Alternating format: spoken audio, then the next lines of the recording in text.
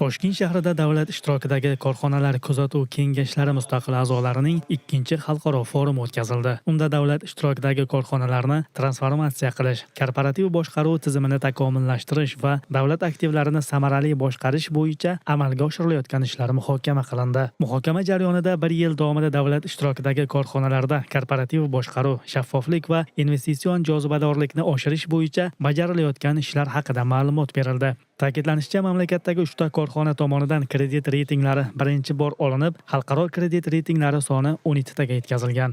Biz ikkinchi mustaqil direktor forumida qatnashyapmiz. Bu juda ham muhim forum.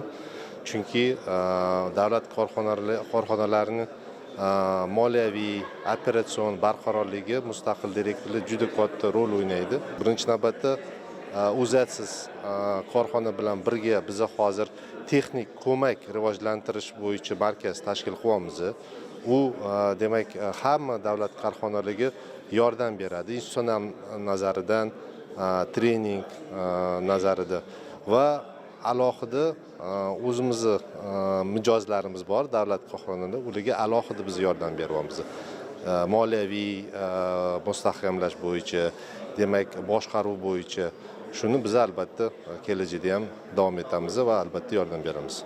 Xalqaro ekspertlar davlat korxonalarining investitsion jozibadorligini oshirish, barqaror rivojlanishni ta'minlash va transformatsiya jarayonlarini amalga oshirish bo'yicha o'z fikr va tavsiyalarini bayon etdilar. Forum yakunida kuzatuv kengashlarining tuzilish va valyutalarini takomillashtirish, davlat ishtirokidagi kompaniyalarning faoliyatida shaffoflik va boshqaruv samaradorligini oshirish, korporativ boshqaruvning institutsional asoslarini rivojlantirish bo'yicha amaliy tavsiyalar ishlab chiqildi. Ma'lumot uchun hozirgi kunda O'zbekiston davlat ishtirokidagi korxonalar kuzatuv kengashlariga Amerika Qo'shma Shtatlari, Buyuk Britaniya, Germaniya, Ispaniya, Turkiya, Hindiston, Polsha, Mavrikiy va boshqa davlatlardan xalqaro darajadagi mustaqil direktorlar jalb qilingan.